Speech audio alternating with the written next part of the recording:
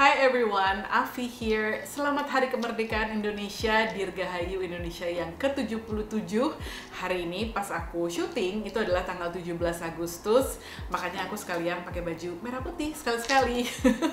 Dan selamat datang kembali ke edisi terbaru dari Beauty News Update, di mana aku akan ngasih tahu ke kalian berita-berita terbaru seputar dunia kecantikan, baik di dalam maupun di luar negeri. Yuk kita mulai aja langsung videonya.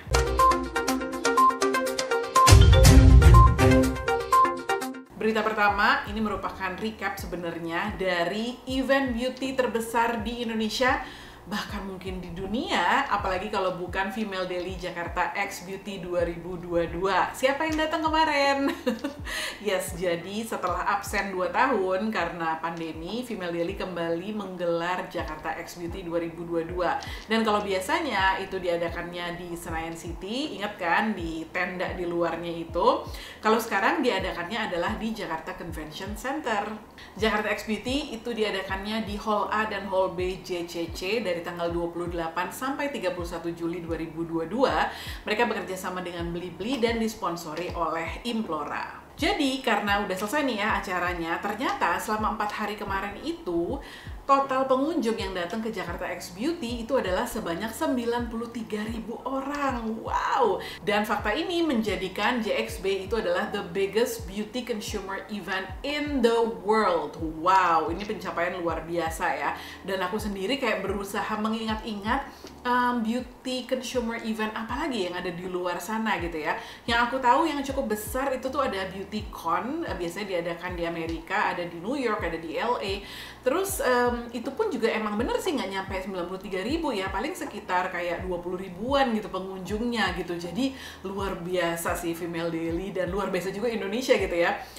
Antusiasme beauty entusiasnya tuh sampai segitu gitu ya, sehingga there are 93,000 of you who came to this event. Nah, event JXB ini juga melibatkan sekitar 200 beauty brand baik dari dalam maupun luar negeri. Terus juga ada banyak selebriti dan public figure ya yang datang, entah itu sebagai tamu ataupun juga sebagai bagian dari acara. Kayak misalnya ada Andin, ada Raisa, ada Reza, ada Reval Hadi, ada Ibu Susi Pujiastuti juga, dan juga ada Putri Tanjung. Kalian ada yang ketemu nggak nih sama salah satu tokoh-tokoh ini? Nah, aku sendiri datang ke JXB itu hari pertama, hari kedua, dan hari ketiga. Jadi Kamis, Jumat, Sabtu. Hari Minggu aku udah nggak sanggup untuk datang karena capek banget dan juga kebayang bakalan rame banget gitu ya. Jujur, waktu pertama kali datang dan ngelihat orang sebanyak itu, terutama pas hari Sabtu sih, yang kalau menurut aku pecah banget gitu ya ramenya, itu sempet kayak agak overwhelmed dan wow gitu, yang kayak bener-bener lumayan shock gitu ya, terutama karena udah lama sih sebenarnya nggak datang ke acara yang seramai itu. Sejak pandemi kan jarang banget sebenarnya ya ketemu orang atau berada di satu tempat di mana orang itu banyak banget gitu. Jadi aku waktu awal-awal tuh sempet kayak rada kaget gitu ya, sempet rada overwhelmed gitu. Tapi setelah kayak udah terbiasa, terus aku lihat-lihat ke booth-boothnya, ngelihat muka-muka senengnya pengunjung gitu ya, jujur aku juga ikutan seneng dan terharu gitu, karena setelah 2 tahun yang of course merupakan 2 tahun yang cukup berat buat semuanya gitu ya, buat banyak orang, termasuk beauty industry juga, ini tuh hal yang sangat menyenangkan banget ngeliat kayaknya tuh beauty industry di Indonesia tuh bangkit gitu loh, lihat di event ini gitu ya, yang datang semangat banget untuk lihat brand-brand baru, nyobain produk-produk baru. Terus brandnya juga seneng karena akhirnya mereka punya tempat di mana bisa langsung interaksi sama customernya mereka, baik yang customer lama ataupun customer baru. Kan beda ya pasti pengalamannya ya, kalau kita tuh ngeliat-liat produk online sama ya kita langsung interaksi sama brandnya gitu kan. Dan itu spiritnya, energinya itu tuh dapat banget di JXB kemarin itu gitu. So I was actually very happy to be there, to be a part of it. Walaupun aku sebenarnya waktu hari pertama sama hari kedua jadi pengunjung aja, lihat-lihat gitu ya. Baru hari ketiga aku ada ngisi acara juga gitu. Jadi benar-benar seneng banget ngelihat keseluruhan eventnya berjalan dengan lancar, dengan sukses gitu ya. Dan of course kita menanti-nanti JXB berikutnya, yaitu tahun depan, hopefully bisa lebih besar lagi. Dan mereka juga akan ngadain di kota-kota lain ya. Jadi Female Daily itu udah bikin di Surabaya, terus rencananya juga kalau nggak salah mereka bikin di Medan, kalau nggak salah juga mau ke Makassar gitu ya. Nanti kita tunggu aja beritanya. But anyway, congratulations Female Daily. Aku ngerasa bangga loh sempat terlibat di JXP awal-awal, terutama ya JXP tahun pertama dan tahun kedua. It was such a pleasure to be there, to see the event getting bigger and better each year. Dan semoga semua yang terlibat juga happy dengan berjalannya event ini, dan kamu yang datang ke event kemarin juga seneng, dan semoga kita bisa ketemu lagi di JXP berikutnya.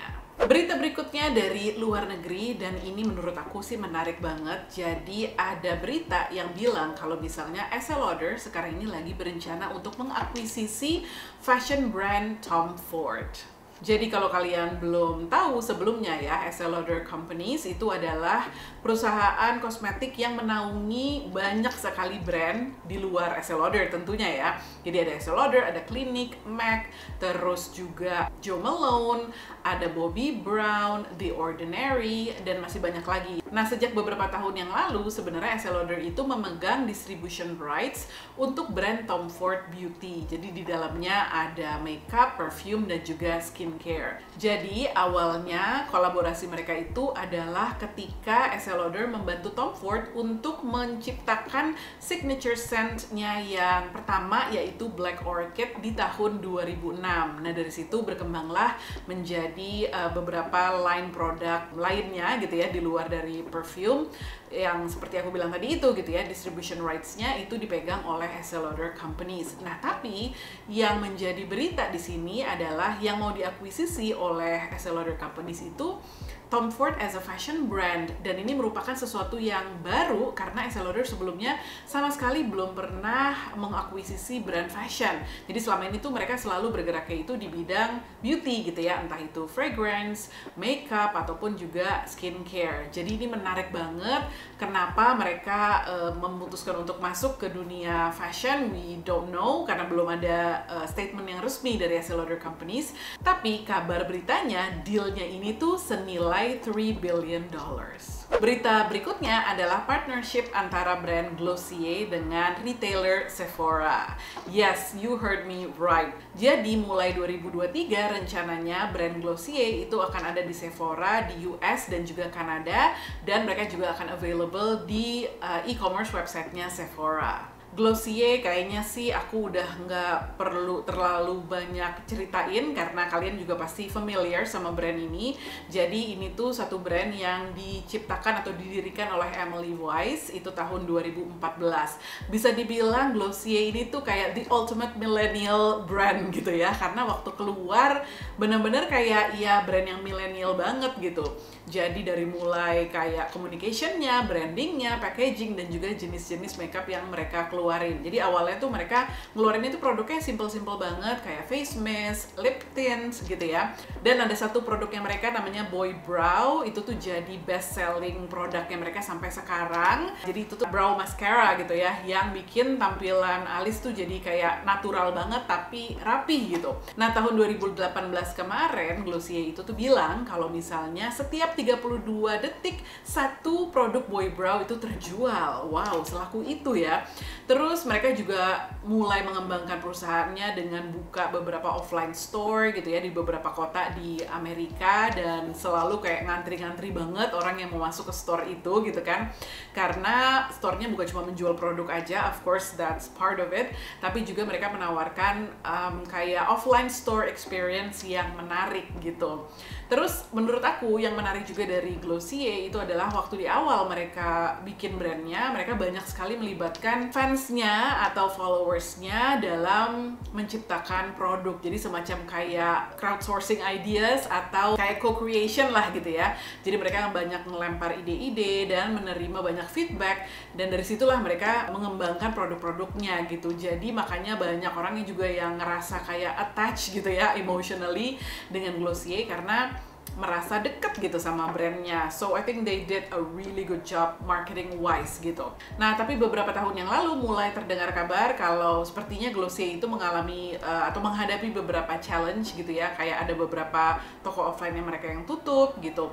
Kemudian di bulan Mei 2022 kemarin, Emily Weiss itu mengumumkan kalau dia mundur sebagai CEO Glossier. Jadi peran CEO itu diserahkan ke Kyle Leahy yang sebelumnya itu menjabat sebagai Chief Commercial Officer dari tahun 2021. Sementara Emily Weiss sendiri itu bilangnya sih dia akan transisi menjadi Executive Chairwoman di brand Glossier.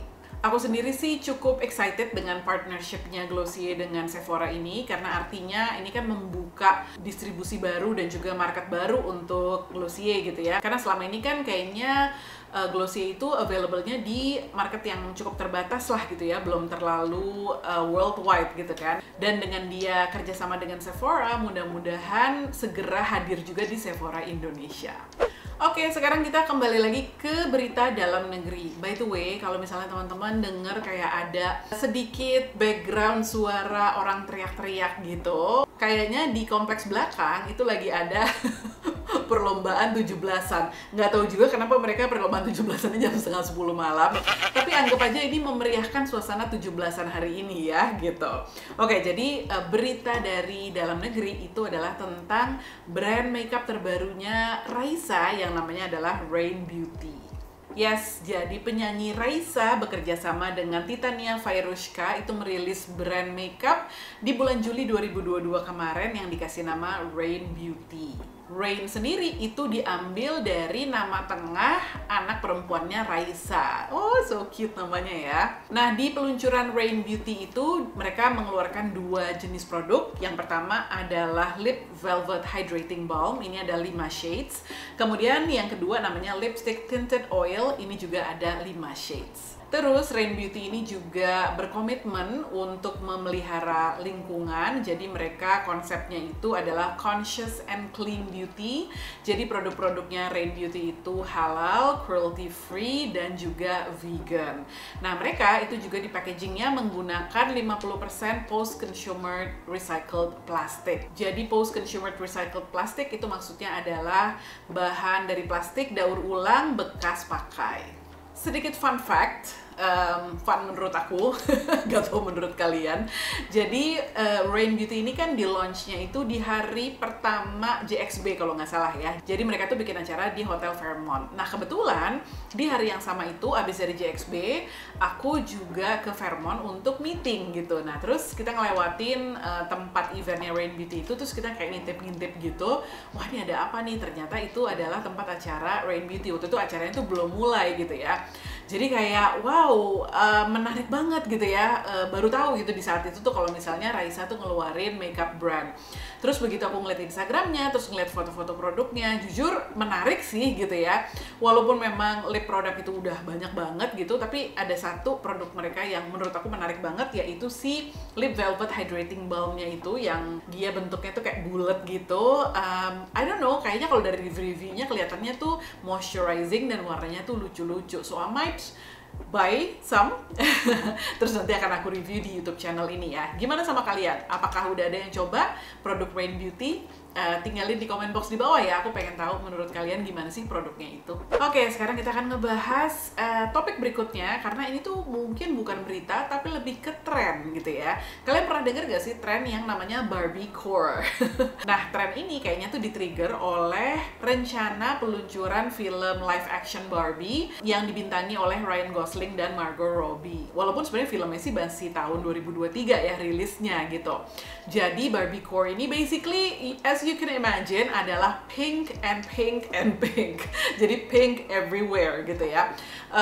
Bisa kebayangkan kalau misalnya Barbie itu memang synonymous sama warna pink gitu. Jadi hot pink, pastel pink gitu ya, dari mulai fashion terus juga sampai makeup gitu. Nah, Barbie sendiri walaupun dimaininnya tuh sama anak kecil gitu ya, atau ya pra remaja lah gitu, tapi sebagai brand itu tuh kayaknya menarik nggak hanya untuk anak-anak aja gitu ya, tapi untuk orang dewasa sekalipun. Makanya brand Barbie sendiri itu udah banyak dijadikan inspirasi ataupun juga kolaborasi gitu dengan beberapa brand beauty gitu ya. Kayak contohnya MAC itu dulu pernah mengeluarkan koleksi yang kerjasama dengan Barbie. Aku inget banget dulu aku punya bedaknya, jadi dia bedak MAC biasa gitu tapi ada siluet Barbie-nya, itu lucu banget. Terus warna-warnanya juga of course warna-warna Barbie yang kayak a pop of pink here and there gitu, lucu banget. Jadi kalau misalnya kamu sangat suka sama warna pink, well this is the time for you to do it,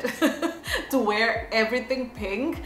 Kalau misalnya kamu juga suka banget sama makeup yang banyak warna-warna pinknya gitu, juga silahkan, karena sekarang Barbiecore itu lagi tren banget gitu ya. This is the time to do it. Kalau misalnya kalian butuh inspirasi, aku akan tampilin nih sekarang beberapa look Barbiecore yang mungkin bisa kamu adaptasi. Berita terakhir yang mau aku bawakan hari ini adalah tentang kehebohan yang menyangkut Tasya Farasya. Nope, aku nggak tertarik bahas yang itu. Aku mau ngebahas diluncurkannya produk terbaru dari Mother of Pearl, brand makeupnya Tasya, yaitu So Extra Peptide Sunscreen Foundation. Yes, jadi tanggal 8 Agustus 2022 kemarin, baru beberapa hari yang lalu ya, Tasya itu meluncurkan produk terbaru dari brand Mother of Pearl. Namanya itu tadi ya, So Extra Peptide Sunscreen Foundation, dan dia itu ada SPF 40 PA++. Makanya namanya sunscreen foundation juga gitu ya. Dan antusiasmenya atau sambutannya itu luar biasa. Aku jujur pas pertama kali baca bagian ini dari berita ini, aku kayak yang gitu ya. Jadi dalam 13 menit pertama setelah rilis, Tasya itu tuh meraup 1 miliar dari penjualan foundation baru tersebut. 13 menit 1 miliar.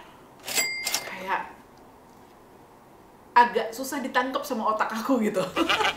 It's just so crazy. Gila ya, berarti orang tuh segitu nunggu-nunggunya produk foundation ini, sehingga baru dirilis aja 13 menit aja tuh udah segitu gilanya penjualannya.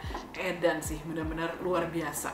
Nah, jadi yang istimewa dari foundation ini adalah dia itu selain ada SPF-nya tadi itu, dia juga mengandung peptide yang kita tahu merupakan satu skincare ingredient yang bisa dibilang kayak anti-aging ingredient gitu ya, karena peptide itu bisa membantu menstimulasi produksi kolagen di kulit gitu. Jadi kayaknya kalau lihat dari konsepnya gitu ya, foundation ini tuh kayak skincare infused makeup gitu yang sekarang memang lagi tren juga. Terus dia itu tersedia dalam 12 shades yang dengan undertone macam-macam gitu ya. Ada yang terang, terus kekuningan, dan juga ada yang dark shades gitu kan. Dan yang aku lihat gitu ya, si packagingnya tuh lucu banget, dan di packagingnya itu juga ada brushnya yang memang udah bisa kita pakai untuk mengaplikasikan si foundation tersebut. Jadi menarik banget nih. Dan harga foundationnya sendiri itu adalah Rp249.000. Aku udah lihat berseliweran reviewnya di TikTok, dan so far yang aku lihat reviewnya bagus-bagus. Jadi aku lihat si foundationnya tuh langsung dipakai gitu kan di kulit, kelihatannya coveragenya bagus, finishnya bagus, terus kayaknya tuh tahan lama banget gitu ya, karena aku lihat kalau nggak salah Ocel gitu ya, Ocel di Female Daily nge-review kayak udah berjam-jam dia pakai, nggak fade sama sekali, nggak luntur sama sekali gitu. Jadi aku cukup penasaran, kayaknya pengen beli. Cuma aku itu jenis kulitnya kan agak berbeda ya sama dede-dede di TikTok. Kalau aku sendiri kan kulitnya mature, jadi biasanya tuh foundation di aku tuh lumayan tricky gitu. Jadi apalagi kalau foundationnya itu yang full coverage, kadang-kadang suka memunculkan lines gitu di kulit aku gitu, atau kayak jadi jatuhnya tuh agak terlalu drying gitu. But I'm still willing to try it karena ini menarik banget menurut aku produknya, dan aku juga sekalian mau ngucapin congratulations to Tasya Farasya for the successful launch of this new foundation. Oh ya, terus kayaknya dari si foundation ini launch sama sebelumnya, kalau nggak salah kan sebelumnya dia ngeluarin produknya tuh concealer, primer, sama powder gitu ya. Itu jaraknya tuh lumayan lama gitu ya. Jadi kelihatan kalau ini foundationnya bener-bener di-develop dengan sangat serius, dan she really took her time to develop this product gitu. Makanya aku nggak heran sih kalau misalnya hasilnya tuh bagus dan dapet sambutan yang segitu luar biasanya gitu.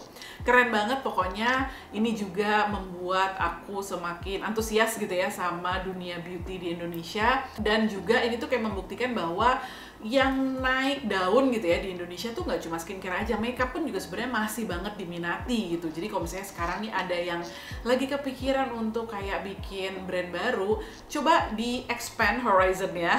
Jangan cuma mikir skincare aja, because everybody still using makeup. Apalagi sekarang kita kan udah balik lagi beraktivitas di luar rumah gitu ya.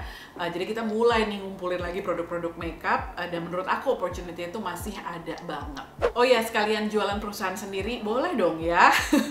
Kalau misalnya ada yang tertarik untuk develop brand sendiri, beauty brand sendiri, kalian bisa kerjasama sama Venus Consulting. Ini kebetulan adalah consulting firm yang aku manage sama Amal dan Fanya, di mana kita itu membantu perusahaan-perusahaan yang bergerak di bidang beauty untuk mengembangkan bisnisnya gitu ya. Jadi kita ngebantu dalam aspek brand directionnya, product research and development, customer experience gitu. Jadi kita bisa bantu kalian untuk develop bener-bener brand yang dari nol gitu ya. Atau misalnya udah ada nih brandnya gitu, tapi kayaknya masih butuh bantuan untuk take it to the next step gitu kan, or take it further. Itu juga sangat bisa kerja sama-sama kita. Nanti kalau mau tahu detailnya, aku tulis contact number-nya di description box di bawah ya. Sekian beauty news update kali ini, semoga kalian enjoy nontonnya. Kalau misalnya emang suka, boleh di like dan juga di share videonya. Kalau kalian senang sama video-video aku, boleh juga di subscribe channel ini. Kalau misalnya kalian ada yang mau didiskusikan, ada pendapat tentang berita-berita yang tadi aku bawain, boleh ya kita diskusi, ngobrol-ngobrol di comment box di bawah. Kita ketemu lagi di video berikutnya ya. Thank you for watching, bye!